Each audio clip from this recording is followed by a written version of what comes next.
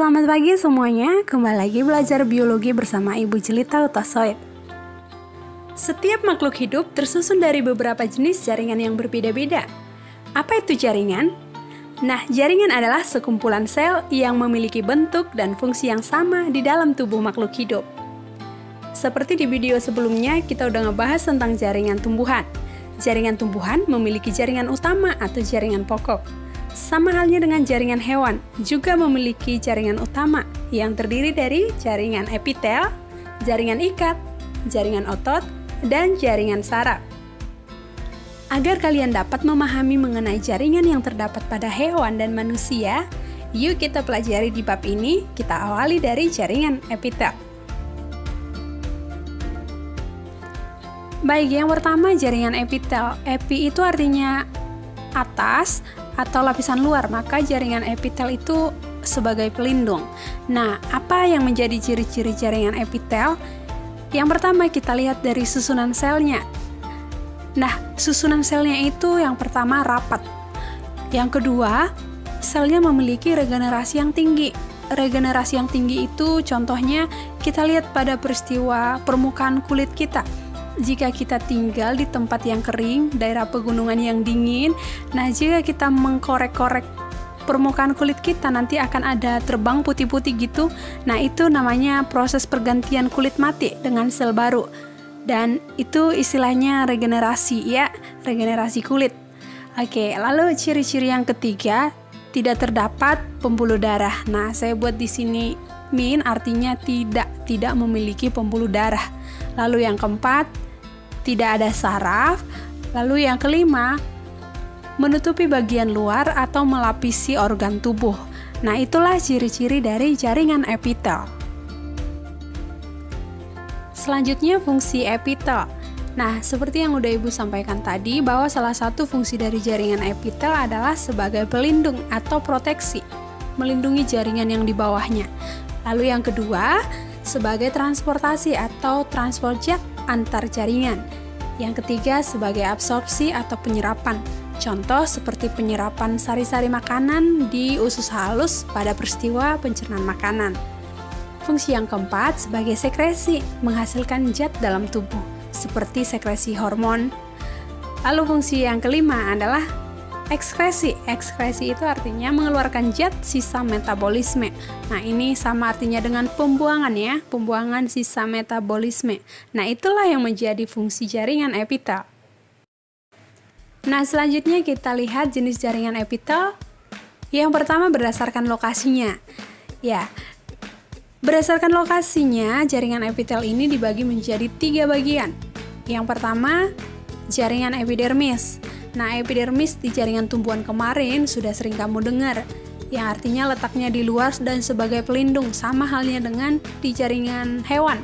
Ada juga epidermis. Nah, ini berada di luar dan berperan sebagai pelindung.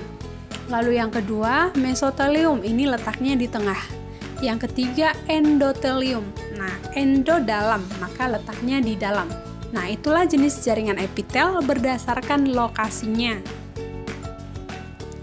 Selanjutnya, jenis jaringan epitel berdasarkan bentuk dan jumlah lapisannya. Nah, ini yang akan kita bahas dan lumayan banyak jenisnya ya. Yang pertama, jaringan epitel pipih atau disebut dengan squamosa. Nah, kenapa sih disebut dengan jaringan epitel pipih? Ya, karena memang bentuknya pipih atau gepeng ya. Nah, jaringan epitel pipih ini juga dibagi menjadi 2 bagian, ada yang selapis dan ada yang berlapis. Nah, yang pertama adalah jaringan epitel pipih selapis. Nah, dia terdiri dari selapis ya. Nah, ini terdapat di alveolus. Alveolus kita tahu paru-paru ya, di paru-paru tempat pertukaran gas oksigen dan CO2. Oke, kemudian ada pleura. Nah, pleura juga terdapat di paru-paru. Pleura itu membran tipis yang melapisi paru-paru. Kemudian ada pembuluh darah dan glomerulus. Glomerulus itu bagian ginjal ya, yang berperan dalam proses filtrasi atau penyaringan. Nah, kemudian apa fungsinya epitel pipih? Fungsinya untuk proses difusi, osmosis, filtrasi, absorpsi, dan termasuk sekresi. Nah, itulah fungsi dari jaringan epitel pipih selapis. Nah, kita bisa melihat di gambar ini, inilah epitel pipi selapis. Nah, terdiri dari epitelium yang ini, kemudian ini adalah membran dasarnya, lalu ke bawah ada jaringan ikat, dan ini adalah pembuluh kapiler. Oke, itulah jaringan epitel pipi. Jenis jaringan epitel pipi yang kedua adalah epitel pipi berlapis. Nah, di mana kita bisa menemukannya? Ini bisa kita temukan pada kulit kita, rongga mulut, rongga hidung, laring, vagina, esofagus, termasuk saluran anus. Nah, fungsinya sebagai apa? Fungsinya sebagai proteksi atau pelindung. Nah, dia tadi lapisannya berlapis-lapis ya. Ya, karena dia untuk pertahanan atau pelindung, maka dia perlu tebal ya. Gambarnya bisa kita lihat di sini. Nah, ini bedakan ya antara pipi selapis tadi dengan berlapis. Nah, ini dia lebih tinggi karena dia berlapis-lapis, maka berperan sebagai proteksi atau pelindung. Nah, itulah epitel pipi berlapis. Selanjutnya, jenis jaringan epitel yang kedua adalah jaringan epitel kubus atau kuboid. Nah, epitel kubus itu juga dibagi menjadi dua bagian. Yang pertama, epitel kubus selapis, dan juga ada epitel kubus berlapis. Nah, epitel kubus selapis, di mana kita bisa menemukannya? Itu terdapat di permukaan tubulus ginjal, ovarium, lensa mata, kelenjar ludah, tiroid, pankreas, termasuk hati. Nah, apa fungsinya? Fungsinya berperan sebagai absorpsi dan sekresi. Nah, inilah gambar epitel kubus. Oke. Jenis epitel kubus selanjutnya adalah epitel kubus berlapis. Nah, ini nanti kita akan menemukan di saluran kelenjar minyak, kelenjar keringat, folikel ovarium termasuk uretra. Fungsinya apa? Sebagai pelindung, absorpsi, sekresi, juga penghasil mukus. Sering juga disebut dengan mukosa atau lendir. Yang ketiga, jenis dari jaringan epitel adalah epitel silindris.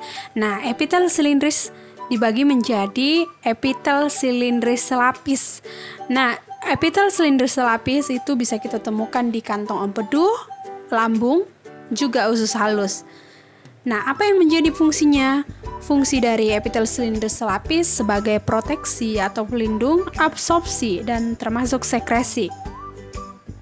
Nah, di sini kita bisa melihat gambar epitel silindris selapis. Nah, ini adalah epitelium, lalu yang ini adalah membran dasar, di bawahnya adalah jaringan ikat, dan bawahnya lagi adalah pembuluh kapiler. Oke, satu lagi ini adalah gambar dari epitel silindris selapis juga, sama yang ini yang berwarna ya. Oke, itulah epitel silindris selapis. Selanjutnya, epitel silindris berlapis. Nah, ini nanti bisa kita temukan pada lapisan konjungtiva. Konjungtiva itu artinya lapisan yang selalu basah. Kemudian di dinding dalam kelopak mata, kelenjar susu, faring, laring, uretra. Nah, fungsinya sebagai apa? Sebagai proteksi dan juga sekresi. Oke, dan inilah gambar epitel silindris berlapis. Nah, bedain ya dengan yang selapis tadi. Nah, ini gambarnya kita lihat ada udah berlapis. Kalau tadi yang selapis ininya cuma satu doang. Sekarang ini udah berlapis ya, lebih dari satu. Oke, itulah epitel silindris berlapis. Jenis yang terakhir dari epitel silindris adalah epitel silindris berlapis semu. Nah, ini nanti terdapat pada saluran pernapasan seperti rongga hidung, trakea, bronkus. Ada juga di tuba Fallopi, uterus, dan juga vas deferens. Nah, fungsi dari epitel silindris berlapis semu adalah sebagai sekresi lendir untuk menangkap kotoran yang masuk. Kemudian dia punya silia. Silianya nanti digunakan untuk menghalau benda asing yang masuk, lalu menggerakkan ovum di oviduct. Seperti yang kita ketahui bahwa ovum itu nanti bisa bergerak dari oviduct. Kenapa sih ovum bisa bergerak? Ya, karena dia memiliki silia. Silia lah nanti yang akan menggerakkan dia supaya bisa berjalan mulai dari ovarium sampai uterus. Lalu ketika kita keselak debu, entah itu di pinggir jalan atau bersihin rumah, biasanya kita batuk. Kenapa? Nah, itu adalah salah satu mekanisme trakea untuk mengusir debu yang masuk ke saluran pernapasan kita. Kenapa bisa begitu? Ya, karena ada silia.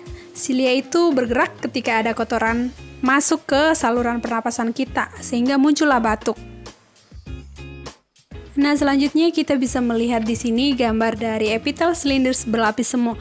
Kenapa disebut dengan berlapis semu? Nah, sebetulnya dia hanya selapis. Namun karena bentuknya tidak beraturan, ada yang di atas, ada yang di bawah, sehingga tampak seperti berlapis, padahal dia hanya berlapis semu. Nah, di sini juga terdapat silia. Nah, ini tadi yang kita bicarakan, fungsi dari silia yang menghalau benda asing tadi. Nah, ini juga sama gambarnya epitel cylinders berlapis semu. Yang ini yang berwarna ya, ini tidak berwarna. Nah, jenis jaringan epitel yang terakhir adalah epitel transisional. Nah, ini bentuknya lebih fleksibel, bisa berubah bentuk, bisa jadi silindris, kubus, dan juga pipih. Contoh yang paling nyata itu terdapat pada vesika urinaria atau kantong kemih. Ya, termasuk juga ureter ya, dan yang paling nyata kita lihat nanti pada kantong kemih. Kantong kemih itu kita umpamakan seperti balon ya. Balon kalau diisi penuh biasanya akan lebih besar dan menjadi lebih tipis, tapi kalau isinya dikeluarin dia akan mengecil dan lebih tebal lagi. Sama halnya dengan kantong kemih, kalau kita misalnya kebelet pipis itu artinya lagi kepenuhan, dan kalau sudah pipis artinya dia akan kembali mengecil dan lebih tebal lagi. Dan fungsi dari epitel transisional itu menahan regangan dan tekanan. Kantong kemih itu bisa kita umpamakan seperti balon. Nah, balon kalau kita isi, dia akan lebih besar dan lebih tipis. Dan ketika kita buang isinya, biasanya dia akan kembali mengecil dan lebih tebal. Sama halnya dengan kantong kemih, ketika kantong kemih kepenuhan, kita kebelet pipis, itu biasanya jadi membesar dan lebih tipis. Tapi ketika kita udah pipis, itu nanti akan kembali jadi mengecil dan tentunya lebih tebal.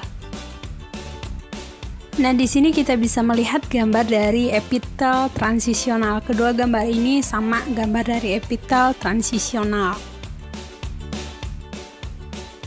Demikian pembelajaran kita hari ini. Semoga bermanfaat dan mudah kamu pahami. Sampai jumpa di materi video selanjutnya.